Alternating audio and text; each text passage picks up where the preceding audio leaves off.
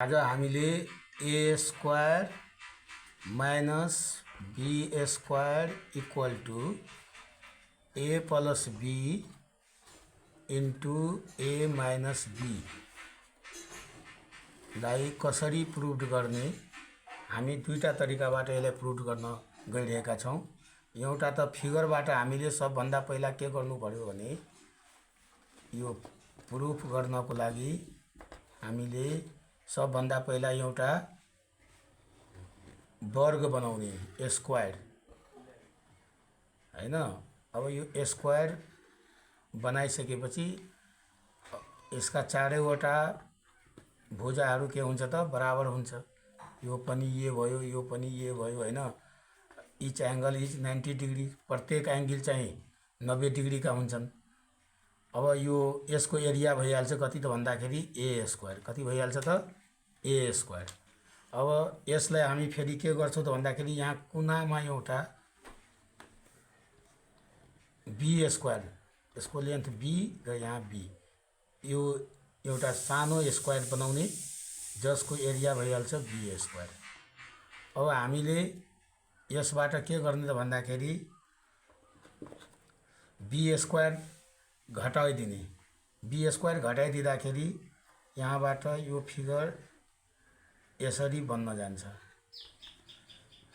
यसरी यहाँबाट हामीले बी स्क्वायरलाई माइनस गरिदिएपछि यो भइहाल्छ हाम्रो यहाँबाट यो बी वाला पार्ट यो माइनस भइसकेपछि यो रिमेनिङ पार्ट चाहिँ भइहाल्छ a square minus b square. ठुलो स्क्वायर ए स्क्वायरबाट यो सानो स्क्वायर बी स्क्वायर हामीले घटाइदियो भने यो भइहाल्छ कति, रिमेनिङ पार्ट जुन हो त्यो चाहिँ a square minus b square भइहाल्छ। यो यहाँदेखि यहाँसम्म बी थियो अनि यहाँदेखि यहाँसम्म बी हो। अब यो a square minus b square को हामीले अब यसलाई फेरि हामीले के गर्ने, यहाँ बीचबाट कट गर्ने, यो बीचबाट काटिदिने अनि यो दुईटा पार्ट बन्छ र दुईटै पार्टको सम चाहिँ के भइहाल्छ त ए स्क्वायर माइनस बी स्क्वायर को। अब यो यहाँदेखि यहाँसम्म त हाम्रो ए थियो हैन, अनि यहाँबाट पनि यो यहाँसम्म चाहिँ ए नै थियो। यो भइहाल्यो यो बी वाला पार्ट हो। अब यो टोटल ए बाट हामीले बी घटायो भने यो रिमेनिङ पार्ट चाहिँ ए माइनस बी भइहाल्छ।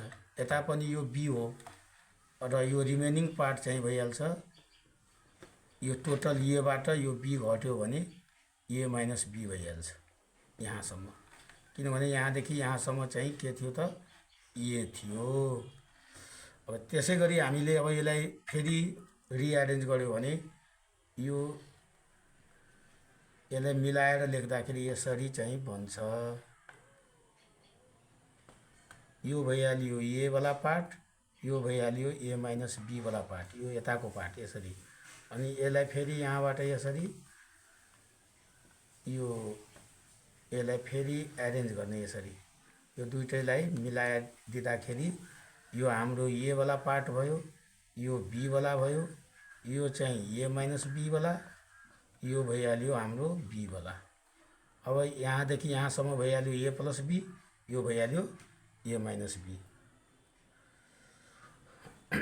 अब यो रेक्टेंगल बनिहाल्यो रेक्टेंगल, अनि रेक्टेंगलको एरिया कति भइहाल्छ त भन्दाखेरि a plus length into breadth a plus b into a minus b. यसरी हामी चाहिँ a square minus b square को formula a plus b into a minus b हुन्छ भन्ने कुरा हामी फिगरबाट चाहिँ देखाउन सक्छौं। अब यसमा एउटा महत्त्वपूर्ण कुरा के छ त भन्दाखेरि हामीले यो ए स्क्वायर माइनस बी स्क्वायरलाई फर्मुला प्रयोग नगरेर यसलाई कसरी फ्याक्टराइज गर्ने त भन्दाखेरि अब ए स्क्वायर माइनस बी स्क्वायरलाई हामी यो दुईटा टर्मलाई तीनटा टर्ममा कन्भर्ट गर्ने। A square plus 0 into a b plus minus यो बी स्क्वायर चाहिँ हामी लेख्न सक्छौं। यसलाई अब यहाँ हाम्रो ए स्क्वायर को कोफिसिएंट 1 छ, बी स्क्वायर को कोफिसिएंट पनि 1 छ। अब हामीले के थाहा पाएछौँ भनेदेखि दुईटैको कोफिसियन्टलाई मल्टिप्लाई गर्ने अनि त्यसलाई जोडेर अथवा घटाएर 0 ल्याउनु पर्ने। यहाँ हामीले 0 किन ल्यायो त भन्दाखेरि यहाँ दुईवटा टर्म मात्रै थियो। अब एउटा टर्म यसलाई तीनवटा टर्म बनायो हामीले, अनि यहाँ 0 ले एबीसँग मल्टिप्लाई गर्दा 0 नै भइहाल्छ। अनि 0 भनेको एडिटिभ आइडेन्टिटी हो, यसले कुनै फरक पार्दैन, ए स्क्वायर माइनस बी स्क्वायर नै रहन्छ, 0 ले कुनै असर पार्दैन। त्यसैले हामीले 0 इन्टु एबी लेखेका हौँ। अब यहाँ 1 छ गुणाङ्क, यहाँ पनि बी स्क्वायरको कोफिसियन्ट के छ त 1 छ। अब 1 मा 1 लाई मल्टिप्लाई गर्दाखेरि हामी देखिरहेछौँ 1 इन्टु 1 इज 1। अब 1 बाट 1 घटायो भने 0, अनि यसलाई हामी के लेख्न सक्छौँ त ए स्क्वायरको ए स्क्वायर।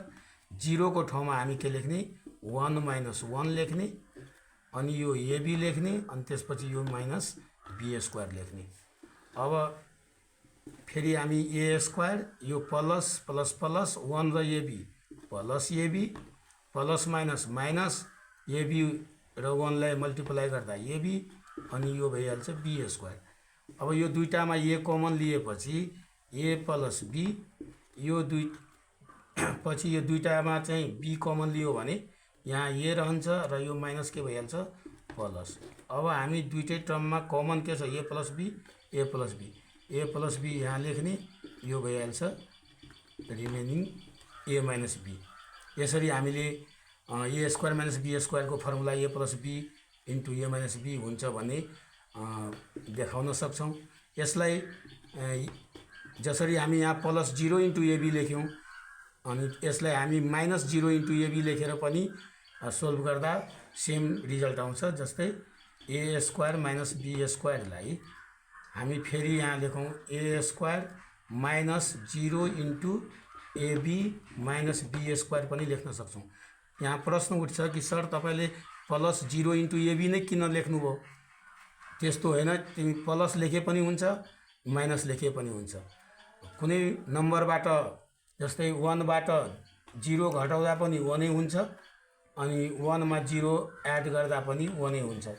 त्यसैले यहाँ हामी माइनस 0 इन्टु एबी लेख्दा पनि 0 नै हुने भयो, र 0 इन्टु एबी यहाँ प्लस लेख्दा पनि 0 नै हुने भएकाले खासै कुनै असर पार्दैन। अनि यसलाई हामी फेरि ए स्क्वायर अनि 1 र 1 लाई मल्टिप्लाई गर्दा 1 नै भयो। त्यो माथिकै प्रोसेस जस्तै हामी 1 बाट 1 घटायो भने फेरि के हुन्छ 0, अनि यो एबी अनि यो माइनस बी स्क्वायर भइहाल्यो। अब हामी फेरि यो ए स्क्वायर माइनस 1 र एबीलाई मल्टिप्लाई गर्दा माइनस एबी, यो माइनस माइनस मल्टिप्लाई भइहाल्छ प्लस एबी को एबी, अनि यो माइनस बी स्क्वायर। अनि फेरि हामीले यो यहाँ कमन लिन्छौँ, ये के भइहाल्छ ए माइनस बी। यहाँ दुईटामा यहाँ सुरुमा प्लस छ भने प्लस लेख्ने, यो दुईटैमा कमन चाहिँ बी छ, अनि ए माइनस बी भइहाल्दो रहेछ। अनि यहाँबाट पनि हामीले हेर्दाखेरि ए माइनस बी दुईटैमा कमन आइहाल्यो, अनि रिमेनिङ चाहिँ ए प्लस बी। हामी देखिरहेछौँ ए स्क्वायर माइनस बी स्क्वायरको फर्मुला प्रयोग नगरेर पनि हामीले दुई तरिकाले चाहिँ के गर्न सक्छौँ भन्दाखेरि फ्याक्टराइज गर्न सक्छौँ। यो फिगरवाला त हामी सबैले थाहा नै पाइहाल्यौँ। यो टोटल थियो ए स्क्वायर, ठुलो वर्ग भयो, त्यसबाट एउटा सानो वर्ग यहाँ बनायौँ जसको लेन्थ चाहिँ बी मानेका छौँ हामी, र यसको भइहाल्यो बी स्क्वायर। अब यो टोटल ए स्क्वायरबाट बी स्क्वायर घटायो भने जो रिमेनिङ पार्ट हुन्छ त्यो भइहाल्छ a square minus b square. अब हाम्रो यहाँदेखि यहाँसम्म ए थियो, यो बी घटाइसकेपछि यो चाहिँ भइहाल्छ कति ए माइनस बी। त्यस्तै यहाँदेखि यहाँसम्म हाम्रो लेन्थ कति थियो ए, जसबाट यो बी वाला पार्ट घटाएपछि यो रिमेनिङ पार्ट हाम्रो के भएको छ त ए माइनस बी। अब यसलाई हामी बिचबाट यो डायगोनली दुईवटा पार्ट बनाउने र त्यो दुईटै पार्टलाई के गर्ने यहाँ एरेन्ज गर्ने।